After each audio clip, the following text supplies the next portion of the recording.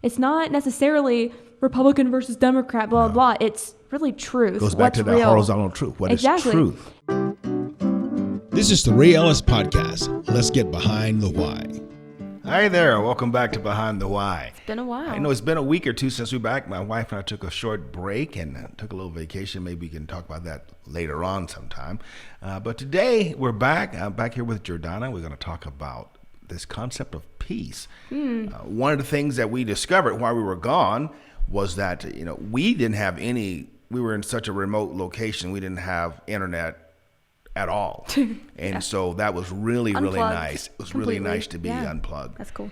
But in coming back, there was a lot of the things that were coming out. This whole thing with, what's her name? Greta Thunberg. Thunberg had come and hit. And so that was everywhere. So I'm watching this video of this little girl crying because she thinks the world is ending. And then I watched the systems respond to her. And of course, I had my opinions about what was going on, as well as other people. And then I hear this thing with Nancy Pelosi coming out, and she's ready to impeach the president. I'm going, what in the world did the president do in this few weeks that I was off the grid? Right. And so just trying to figure it all out. And the thing that struck me was how upset people appear to be. And then you and I were talking about this whole concept about peace and how there's a whole different thing. But before we go too much further, let me remind everybody, hey, thanks for watching the podcast. Remember to like it and to subscribe, and then tell everybody else to subscribe and to like it as well. And we're going to keep this conversation going. I made a promise to a couple of guys a couple weeks ago about answering some questions for you. I'll have that for you by next podcast. Do a little research and get those answers for you. I just want to let you know I don't want to leave you hanging on that. But let's talk about peace today. Peace. It's something that's lacking. Okay. I was talking to a friend a week and a half ago, and we were talking about this idea that life is crazy, and especially we see now in the world, it's just in turmoil. People are in turmoil. I come across people, every single person you talk to is, they're suffering from anxiety, depression, nervous breakdowns. Yes. And it's like the norm. So many people. It's become so common. In fact, we expect it. What's really striking to me is that for some of you who didn't know, I just retired working as a law enforcement officer after almost 31 years, and spent a lot of that time working with kids. And in these last few years, it's just been astounding to me how many kids as young as 6th grade or even younger are on medication for anxiety.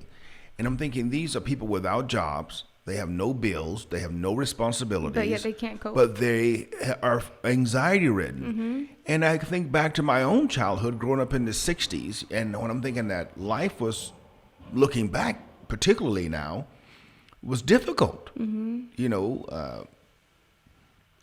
the point when I was born, we had just gotten electricity in the house. We didn't have any water in the house, not running water in the house. It was didn't have the bathroom. All those kind of things that was just, it was just common life. And we joke about walking to school uphill both ways. I remember taking your mom back and taking your kids back and showing you how far it was from my house to school. Right. And literally from my front door to my school was 1.5 miles as a kindergartner, first grader walking to school.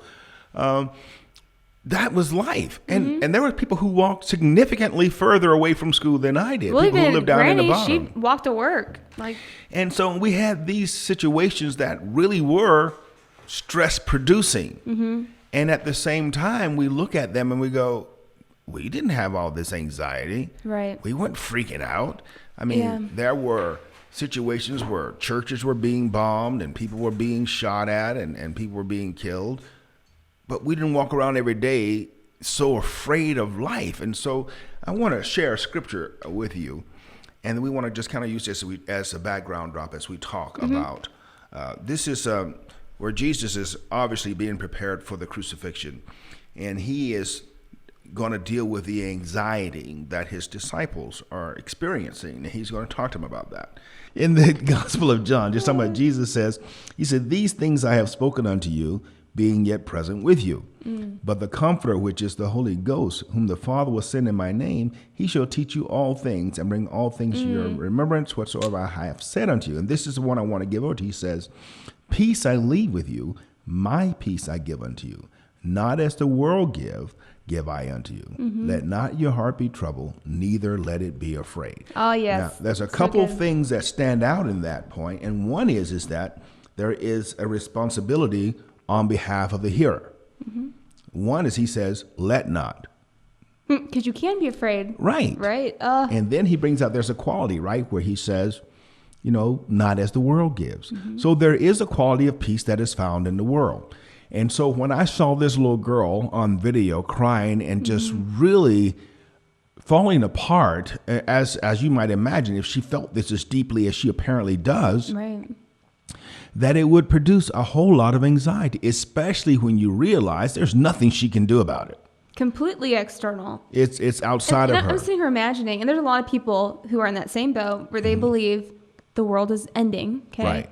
Everyone's dying because of What's climate it, 12 change. years or somebody, what AOC said. And she's, or something. all these ecosystems are disappearing, and I'm like, oh my gosh, that would. If that were really the truth. Yes. Yeah, and I don't want to go on. I want to be on record. I'm not one who says we should destroy the planet or disregard the planet. No. But at the same time, I'm looking at this as I'm looking at different ideas and facts. Like I said, I look at the NASA report. And over the last 110 years or so, I think they said the average temperature of the Earth is increased by 1.2 degrees. And so I'm like, okay, there is not this vast greenhouse effect happening. Now, the other question is, does greenhouse gases really have an effect on the environment? I don't know. Right. We were up off the coast of Alaska this last week. And one of the things I'm talking to these naturalists, and they're talking about something I did not know, that Alaska experiences an awful lot of earthquake activity and an awful lot of volcanic activity on a regular basis. And it talks about how much ash and gases are produced by that. And a couple things that stood out. One was that the atmosphere, the oxygen in Alaska is considered to be one of the purest, most oxygenated places on Earth. It's one of the purest places for oxygen. It's just clean air. And how clean, how adequately the Earth cleanses itself. Right. And so, and the volcanoes and things of that nature are putting much more gases and the CO2s into the air than we are with all of our cities. They just are. But yet the Earth is cleaning it. The Earth is purifying it. And so there's a lot of questions about the science of it. And so from my perspective, I always look at that and I go, okay, let's depoliticize the science and let's really talk about the issue. That's another thing there too that makes these things so difficult is because everything is so politicized. Right. Which then makes it hard because then what's actually true? Because it's always value versus value. But then again, that's life. Right. Because everything is so value laden. But it makes it difficult when we're getting into discussions like that because it does steal peace from people too. It destroys peace. It destroys peace because it's a battle of worldview. It's a battle of this. And there's always going to be that tension of, As one person said to me, I think the first time I actually heard this was when I was in the Marine Corps and boot camp, where one of my DI said, everybody has an opinion. Yep. Everybody has an opinion and they all stink, so it's one of those kind of things where if it's on a horizontal plane, then we're never going to be satisfied, really. The question becomes literally, whose value do I exalt? Right. Exalt. Whose value gets to be the higher place? Without that vertical standard, that standard of truth, of absolute truth, of right and wrong, that is not negotiable, then without that, then how do we ever come to consensus? Because what it boils down to is an argument that was made by Jeffrey Dahmer, the serial killer, who eventually was killed in prison. But according to the last interview he had with one of the national, what happened? Sorry, there's this fly. crawling, and he nonchalantly tries to brush it with his bookmark. But okay, for those who are watching, really in case Ryan can't edit this out, there's a new construction going on, so there's some things that are just out of our control. One of those is being flies. Last interview with Jeffrey Dahmer, shortly before he was actually killed in prison himself, he had talked about his understanding of the world. And he talked about as he was raised, he was taught in school the theory of evolution, which is really not a theory, but a model. It's a scientific model because a theory it has to be tested. So that's a whole different discussion, perhaps. But as he was being taught about the model of evolution and how he related to that or found himself in that scheme, that he was just one more animal on the face of the earth. And as part of his delusion, and I'm not justifying Jeffrey Dahmer, so don't get me wrong. I don't hear you guys saying that I'm none of that crazy stuff. He was crazy. Okay, we'll give you that. But part of his delusion was this, that as an animal, as just one more animal on the face of the earth, and if he died and everything just ceased at death, then why should he spend any of his time in life observing my rules or the rules of society? He asked himself the question, and to his reasoning, it made perfect sense that if everything stops at death, then why should I live by your rules? And so he took that literally to mean that the stronger survives. Right. And so he did what he felt he could do. He felt if I could take you, I would take you. If you could stop me, then I didn't have a right to have you. And so we go back to this when it comes down to this whole idea of peace. Without that central truth, and this is what my point is, right. Without having that central truth to say, no, Jeffrey Dahmer, there is a central truth that says, then we have no mechanism for peace. That's so true. And you're always, I think I experience this in the classroom all the time with my students that I teach, and also where this classes where I am a student. And because there is no acceptance or acknowledgement of an objective truth, right? It really is always opinion versus opinion. And you can see how people do get really emotional about things because they're grasping to the standard that they created as their rule. Right. And then if you question that, it's like, no, this world right here, I have peace in what I created. Right. And if you mess up this, I don't have peace. And that's why they have to defend it so, and they can't allow any challenges to that thought because their entire world is anchored in that worldview, that little system that they've created. Yeah. So if you have like this young lady, Greta, who has bought into this idea that the world is literally dying and falling apart around her, yes, her peace is going to be disturbed. Right. And it's the same madness that we see with the Democratic Party now that's happening. And even we read a poll the other day, one of the, who was the DNC chairperson? Donna Brazile. Do you think that President Trump is a legitimate president? I mean, why would she even ask a question like that? And it's because in her worldview, that she can only have peace if it's controlled by a liberal democratic view. Well, I also think about just a couple weeks ago when Candace Owens again was on the hearing. Right. And she totally owned the conversation. Didn't but they're she, talking about white supremacy, right? Didn't she own it? Oh, she owned it. Come on. It was beautiful. Air fire. Boom. I was like, yes, fire. It was so good.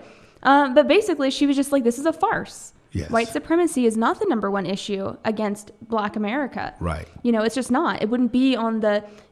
in some areas, sure, people deal with it, but it's not like this widespread issue that they say it is. You know? I love her person. She goes, here we are today in a hearing in Congress. This hearing is a farce. Yeah. She said, here, and you have two experts here to tell she me says what the problem two white women to who tell are me what the experts problem about the... is, and they're two white women. Do you want to know what my area of professionalism is? I'm black. I'm black in America. That's it. I tell you, that's this my is area. It was so good. It's just but like, even that, kind of pointing out this idea, even this lack of peace, we even see with this whole movement, and white supremacy is the issue. Right. It's this fear mongering.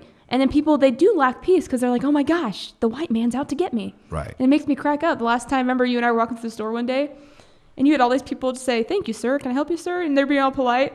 And then when we leave, I was like, oh, Dad, isn't it so hard? All this white man trying to keep you down. Like, I'm like, no, they're all helping and being kind. And I was like, oh, we just deal with so much oppression every day. Like, I was telling you a story. God, this is back from the, mid 60s. I was at the Elks Club in Selma, Alabama, and it was a Cub Scout or Scout type jamboree. And at the time, I'm thinking the brother's name was Tommy Ford or Tony Ford. You can fact check me on that, please, Ryan. He was the first black mayor in the elected in Tuskegee. Part of our new construction is no internet out here yet. We'll get that to you later. So that's where you just say y'all can fact check. Fact check me. But I remember the speech as he stood there, because this is in the middle of the Black Power movement, right? This is you got the two divergent thoughts with Dr. King, where you had the nonviolent movement, and then the rising, of course, under the following of Malcolm X, where there was this, you can be violent if you need to be. Anyway, the mayor was standing there. He says, "You walk around town talking about black power with your fist up in the air. Black power, black power." He said, "You got nothing in your hand, nothing in your head, and nothing in your pocket." He said, "You better get an education so you can change your situation." Mm-hmm. And what he was saying that was so empowering, because what he said to me was that your future's in your hands. Right. Your future is up to you. It's not up to some man, some system. We were talking about Booker T. Washington. Oh, yeah, I was going to say that. In his book, especially in his book, Up From Slavery. Mm-hmm. If you ever get a chance, you haven't read that book, I highly recommend it, Up From Slavery by Booker T. And he talks about the evolution of the black man in America out of the trappings of slavery into a free thinking, and how he attacked the mind and said, hey, you're not a slave. Right. And I don't, it doesn't matter what the system has said. The question is, what will you do about it? And the same arguments are happening today. It's so funny because at the time of Booker T. Washington, W.E.B. Du Bois, I think is how you say his name. He was a contemporary. They were opposing views, yes. And at first they were working together, like in some agreement. Mm-hmm. But then Du Bois was like, no, you're like appeasing the white man. Right. And, he was more for like the radical change type mentality. And it's funny because, we talk a lot about critical race theory, and a lot of critical race theorists, they pull from Du Bois' writings. Right. He's the one that they're like, this is good. His perspective we're pulling from. Mm-hmm. You don't hear anything about Booker T. Washington often from these people. I was like, because they disagree fundamentally with what he was talking about. But look what he did. He believed in teaching people to work, getting educated. We know him first, Tuskegee Institute. And so Dr. I think about it. George Washington Carver, one of the elite minds of America. It's funny to me because when I look at it, Tuskegee Airmen. I mean, you go on and on and on. Well, what's funny about it is this, because so Booker T. Washington, he has an institute. Okay, right. W.E.B. Du Bois is discussed among intellectuals. Yes, but he was a great voice during the Harlem Renaissance. But that was it. But there's no like actual tangible thing, because at least the way I look at that, and it's like, okay, are we looking for long-term change? Right. Or just immediate radical change? But typically it doesn't last. Do we want this feel good? Yeah. And I'm not taking away from the achievements of Mr. Du Bois. I'm not taking that from him. I mean, like I said, he was a great voice for blacks and gave sound to the passion and the pain that the black man was experiencing. Right. But I think what came out of that Renaissance, the Harlem Renaissance, and all that rising up of black artists and people getting their voice, was the creation of what we have now with the platform for black entertainment and all those other things, because that didn't happen. We didn't have that before. So people like Du Bois brought that out and said to America, hey, he was part of the Harlem Renaissance? Isn't that like way later? No, unless my facts are wrong, I think he was part of that Harlem Renaissance. I can double check. Somebody out there will double check me and tell me if I'm right or wrong. Because if so, then him and Booker T would not be contemporaries. No, Booker T is like way older than that. No. It's all that whole era, because we came out of slavery in '85, and the institution was in the early 1900s. Is when the institute, all that began to start building. So we're right around that same time, within 10 to 15 years, I think. Okay. And so. But we can double check that, and I think I'm correct on that, but I'll double check and make sure. But we'll go on, and we find what happened is that coming out of that, now we'll see the difference between that and what we have that came out of Tuskegee Institute. Like I said, you see the change, and you see what happened with the mentality that Booker T fronted is that no, you can do everything. So now we did have, like I said, the Red Tails or the Tuskegee Airmen that came out that said, no, we can be pilots. And not only can we be pilots, we can be some of the best pilots there are. And they went on to prove that to the world. Right. And we saw that same mentality, as I said, with Dr. George Washington Carver, and how he did not allow the fact that of his his humble beginnings dictate what he could do in the world. You know, if he made a lot of stuff out of If peanut. he had just patented all the stuff that he created or discovered, as he said, discovered, you know, his name would be more known than it is. Yeah. But he didn't take credit for it because he felt like it was a gift from God, and he didn't want to put his name on ownership of something. But he that belonged to encouraged him. others to do the same. Yes, but that's the whole point. Is that, and I go back to that speech as a young man, listen to this mayor saying, you have responsibility for your future. And so when I think about what Jesus said here, let me just put this back together, in that this idea of peace, we can go and we can focus on all the things that are bad and wrong in this world, and we will have a lack of peace. We won't have any peace because he tells us here is we have to decide to have peace. Right. And that decision is based on what do you throw your anchor into. You know, as you were talking about earlier, we can have fruit, and that's not a problem. The question is, do you have fruit that remains? Right. And that's what we want to look Well, at. and it's the same thing, this idea of peace. Because I was thinking about that. I'm like, okay, well, what's the difference? Because I know some people in the world who have peace. Right. You know, it seems like, yeah, they have some peace. But for the non-believer, the peace is only in the absence of Conflict. or turmoil. As believers, the Lord says he will give us a peace not as the world gives, Right. which means it's in the midst of turmoil or conflict that we can still have peace. And that's not ignoring the conflict. No. That's not me sticking my head in the sand and saying, hey, there are no problems with the environment. We can use that as an example. Yeah, there are some things that we can and should do better. Right. I think that we should deal better with how we handle waste in this country and all the industrialized countries of the world, but all those unindustrialized countries as well. You know, dumping raw sewage into living water Not a good idea. is not a good idea. And I've seen that happen in some undeveloped countries where they don't have sewer systems. So what do? They pour it into the river. We see things like that happen. So yeah, there's things we can do to make the world better, but to understand that our footprint is going to be relatively small. So we can have that peace. We can influence. I'm not saying stick your head in the sand. But at the same time, the peace that the Lord offers us, if I could only talk, goes so far beyond, you know, who's in the White House or who got elected Or climate change. or climate change Or white supremacy. or, yeah, all those things. Or impeachment. And you can No, focus on, I mean, there's so many things that, you know, this whole, I was watching when Nancy Pelosi brought up that whole thing about impeachment. I'm going, she just sold out to that younger crowd who's been pressuring her for the last 2 years now to Well, impeach it was her. so funny when she announced that officially we need to start moving forward with this. On Twitter, there were just a lot of funny tweets. I'm looking at people that are like, well, Pelosi, you just got Trump elected. Like, Because it's just demonstrated that she was, I don't know, she did something in it herself that was illegal. You can't just, you can't impeach someone without a criminal charge. You just Right. can't do it. And she herself stated she didn't even know what was in the document. And it is sad because it totally delegitimizes their platform altogether. Exactly. And then you're like, you're making your party implode. That's why I thought it was so cool the other day on the news.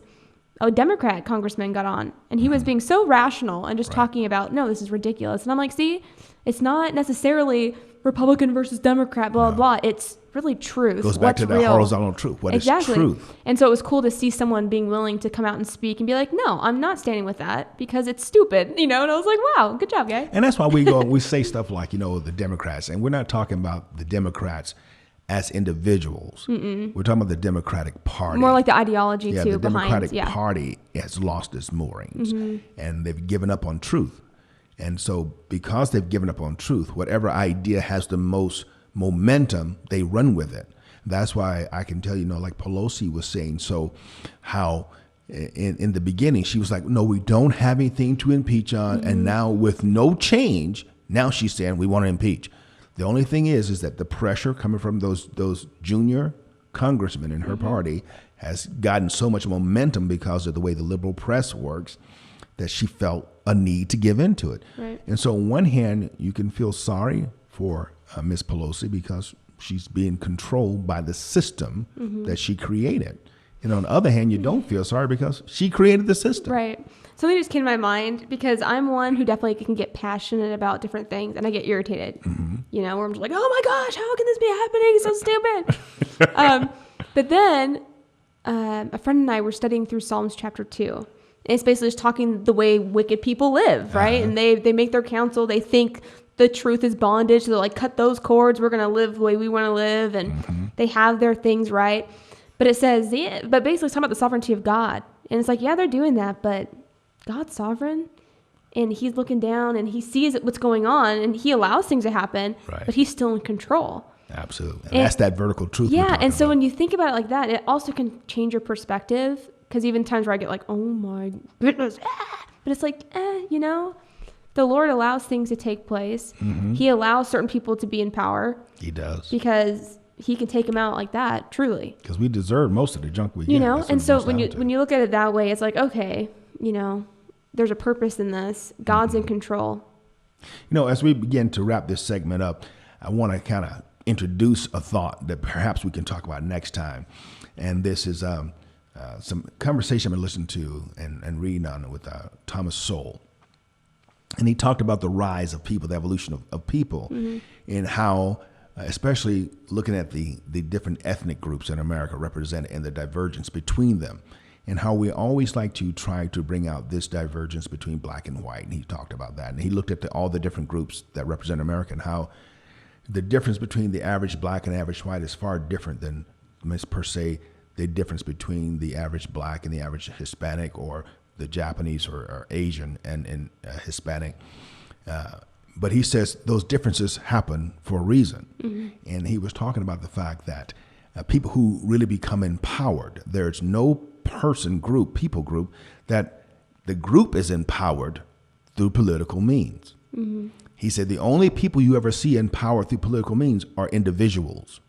And so we look at the black quote unquote leaders who are part of the Democratic Party, especially, who are millionaires now as a result of being in Congress. They go into Congress as average people, and 20 years later, they're still in Congress and they're worth $250 million. And you ask yourself, how in the heck does that happen off the public dollar? How do you get to be a multimillionaire?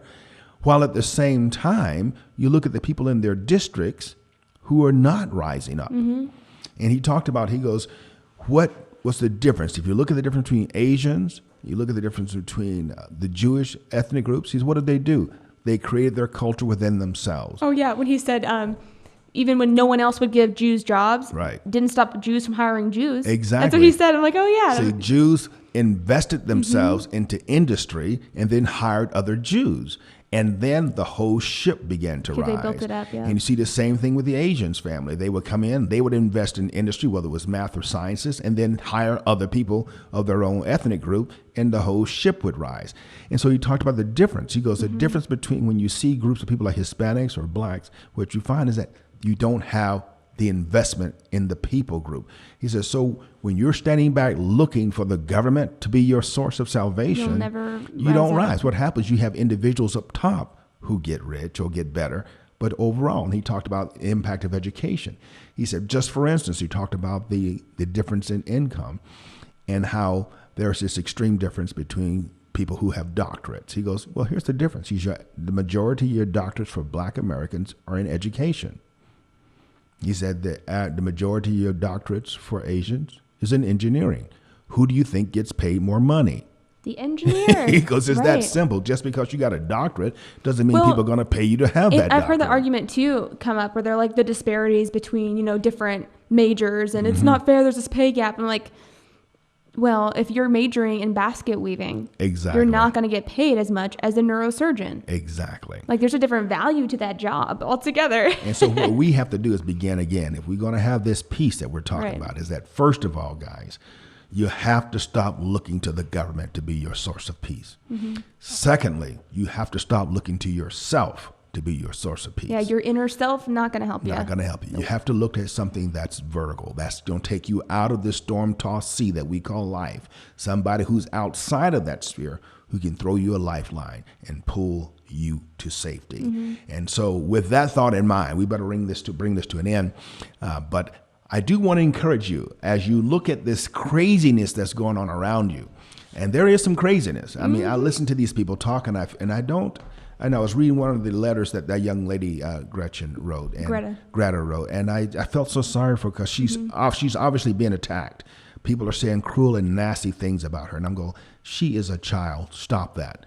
Don't exploit her for your group. If you want to use her for political climate, don't exploit this child. And if you don't agree with her, don't attack her. She's a child. You can attack the science, you can attack the political group, but don't attack the child. That's wrong on so many levels.